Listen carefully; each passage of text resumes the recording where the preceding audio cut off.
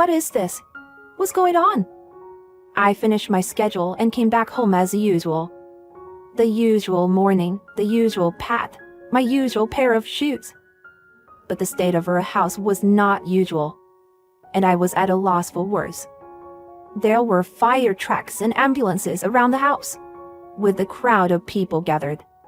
And at the center of everyone's gaze was our house, blackened by fire. It's a fire. It seems there were people inside a house. This is terrible. Oh no, it's become a serious situation, huh? I could hear such voices from the gathered neighbors. In an instant, I felt the blood drain from my body. What about my daughter, my husband, my mother-in-law? Their faces flashed through my mind.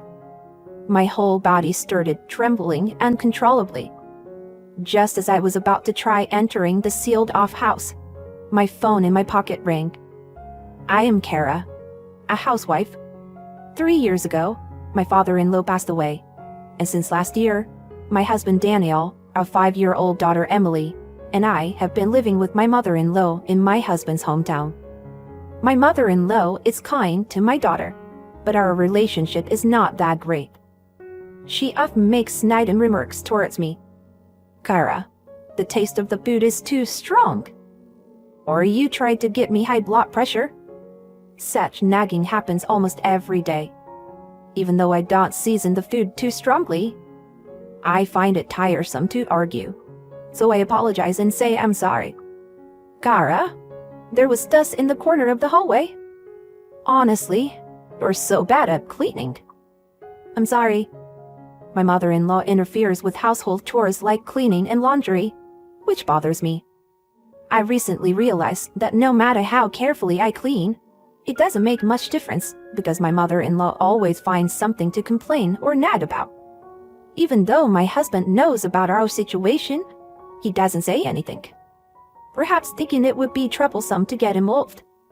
I once discussed my mother-in-law with my husband before, but what? Are you trying to say that what my mom said is wrong? Since she is trying to give you advice, you should just listen quietly. Don't come to me with such things. I'm tired from work. That's what my husband said to me. Despite being tired from work, he goes out drinking every night. It seems like he's enjoying himself since returning to his hometown. He goes out drinking with friends every evening after work. Even on holidays, he's not at home and goes out to have fun, which has been a source of concern. Since coming to my in-laws' house, my husband stopped to help in with household chores and childcare altogether. At first, our daughter used to miss him, but recently, she seemed to have accepted his absence as the norm. One day, when I went to the grocery store, my husband's friend Tyler approached me. Kara, it's good to see you. Actually, there's something I want to talk to you about. When I asked him what it was, he hesitated a bit and whispered, Actually, it seems like Daniel is cheating on you with his ex-girlfriend. What? Daniel is cheating? Everything went dark in front of me. And with his ex-girlfriend. It must be some kind of joke, right? But Daniel is the type who is easily tempted and lenient towards himself. It's not impossible. It was a story I didn't want to believe. But it's true that he's been going out drinking frequently lately. Perhaps he's meeting his affair partner every night. That day, I waited for my husband to come back and confronted him. Daniel, is it true that you're meeting your ex-girlfriend? Have you been cheating? Huh? What's that into you? All of a sudden. I would never cheat. Even today, I just went out with some male friends. But today, I met Tyler at the grocery store, and he told me that you're cheating. Then my husband immediately denied it. Tyler? That guy has always been a liar. You don't have to believe him. I couldn't erase the suspicion in my mind and continued. Really? But since we came here, you've been going out drinking all the time. Even on holidays, you go to the gym or fishing, right? That's because I'm meeting friends or attending work-related events. Stop being so persistent. My husband was determined to stick to his denial. But I could tell he was visibly shaken when I asked him directly about the affair. At the moment, I backed down. But from then on, I tried to find evidence of the affair around my husband. I couldn't access my husband's smartphone because it was locked.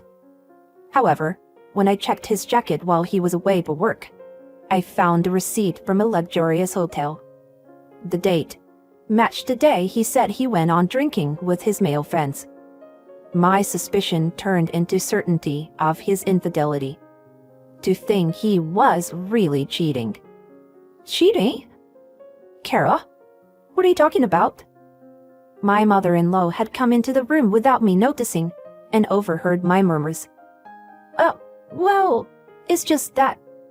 I'm sorry, but it seems like Daniel is having an affair. What? What nonsense? Daniel is cheating. There's no way he could do something like that.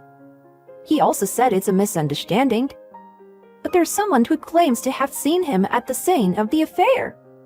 And also this. I showed her the receipt from the hotel, and my mother-in-law was momentarily speechless.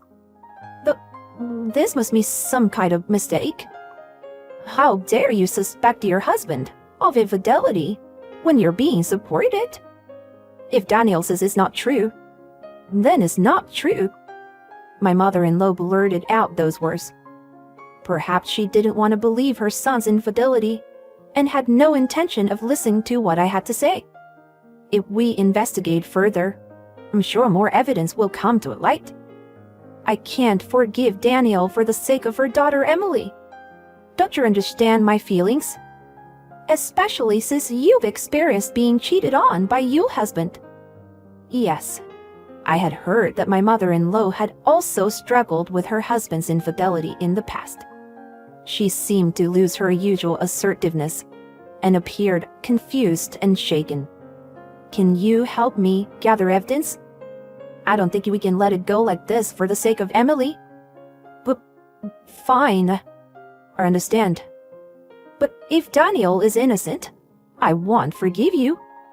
My mother-in-law tried to put up a strong front, but it seemed difficult for her to refuse when it was for the sake for her grandchild. A few days later, as I opening my wallet to check my money before going shopping, I widened my eyes in surprise. Huh?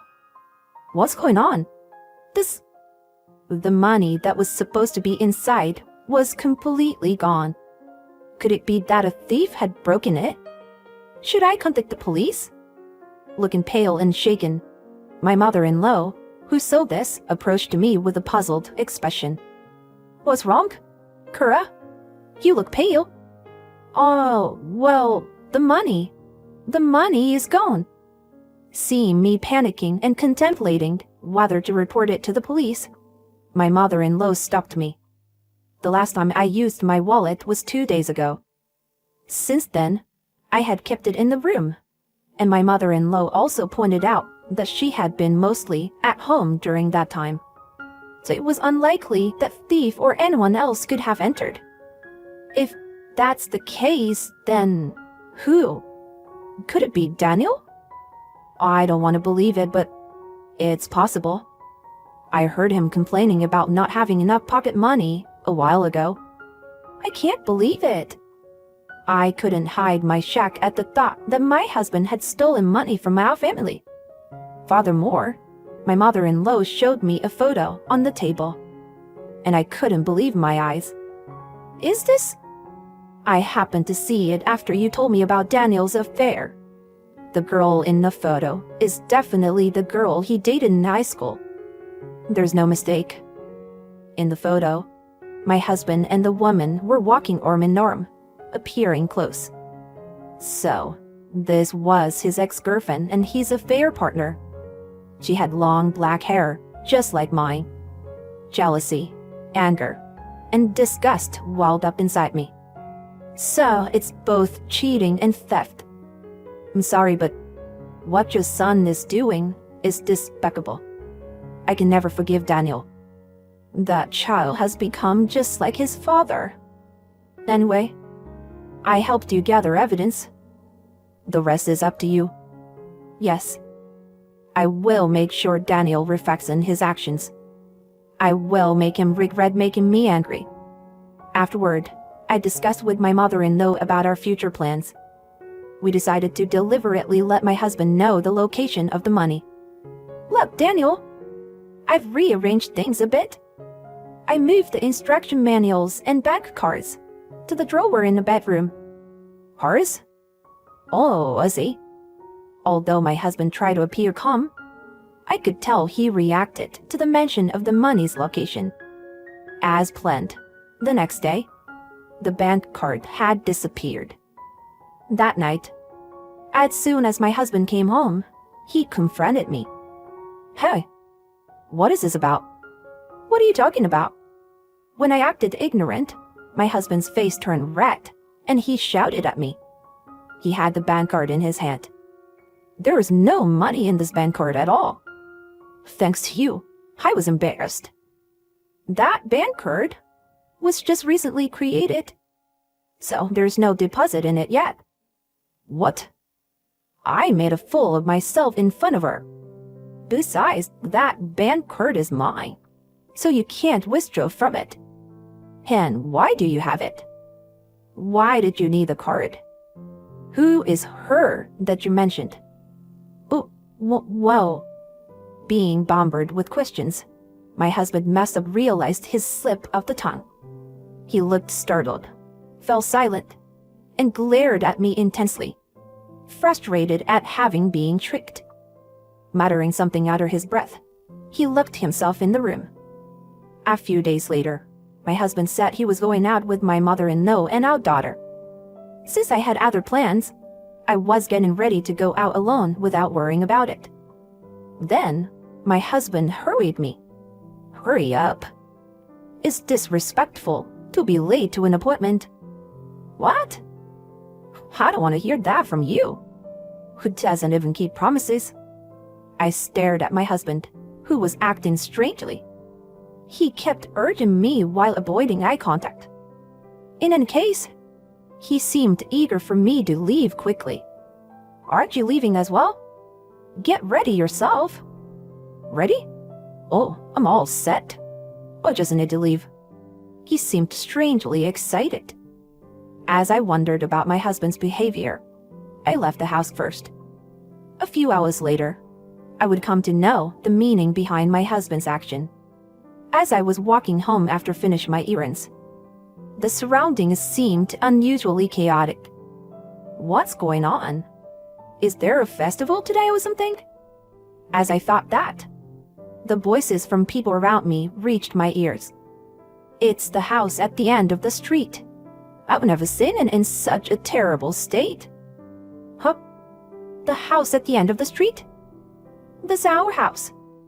My heart started racing. I hurried home, and the crowd around me seemed to be growing even larger. There were people inside. They seemed to have been caught up in it. Those words from the people around me made me feel breathless. Emily, my husband, my mother-in-law, are they all safe? A smell of burnt filled the air. Please let this bad feeling be wrong. Finally, when I arrived home, the house was completely burned and charred. What is this? What's happening? I was stunned by the sight in front of me. Are they all safe? Everyone, are they safe? I tried to forcefully pass under the no-entry rope, but people around me stopped me. But I couldn't hear their attempts to calm me down at all. All that was in my mind was my family. Maybe they're already... Just as I was considering that possibility, my phone rang. It was from my mother-in-law. Is she alive? I answered the call in a hurry. Kara, are you okay? I heard you were seriously injured in a fire. Are you okay? Huh? I'd been out this whole time, though. Wait, are you okay? Huh? What do you mean? I heard from the neighbors that Daniel and a young woman were taken away in an ambulance, so that's why I assumed you came home early, Kara. What does that mean? Weren't Daniel and Emily with you? With a confused mind, I asked, and my mother-in-law seemed to be bewildered as well.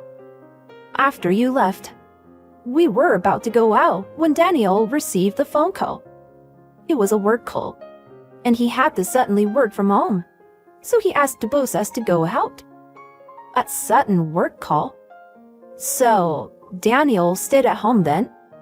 I understood everything. My husband must have been meeting his affair partner at home. The neighbors must have mistaken the affair partner for me.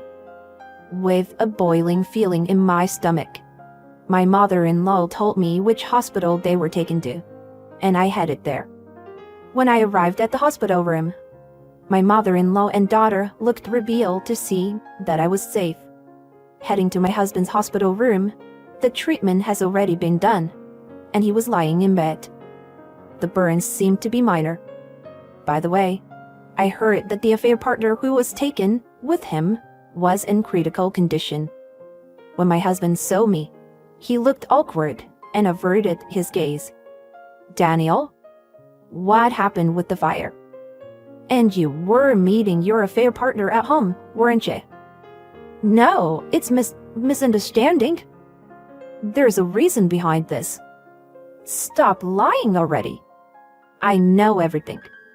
Seeing my demeanor, my husband seemed to resign himself.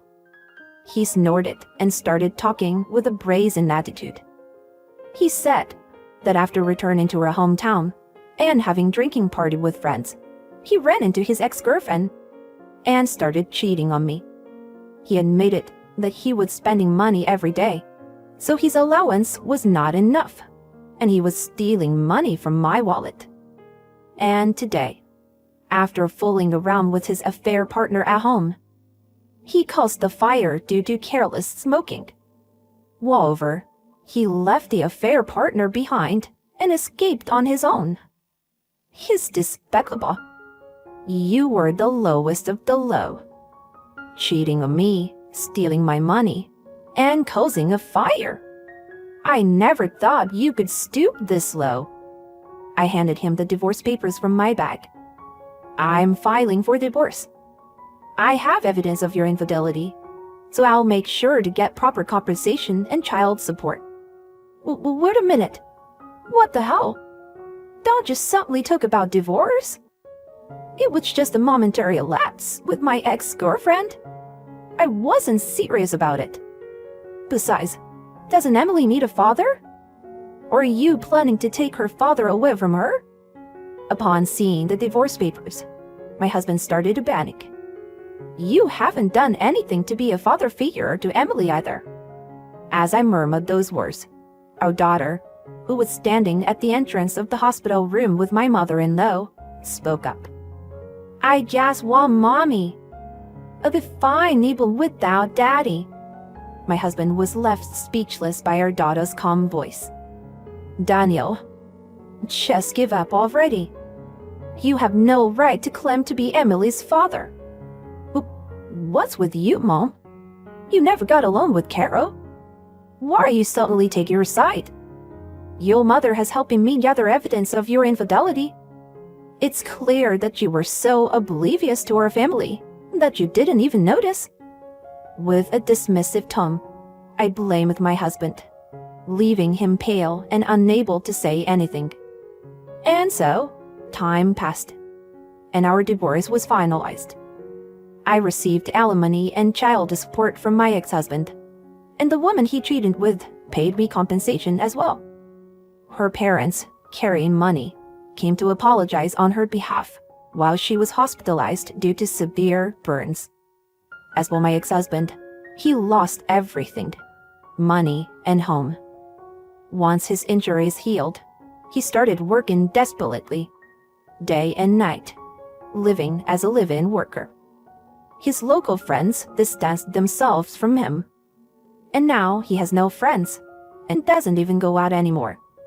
My mother-in-law moved to another state to live with my sister-in-law, cutting ties with my ex-husband. I returned to my hometown, and with the help of my parents, I'm living a happy and enjoyable life with my daughter.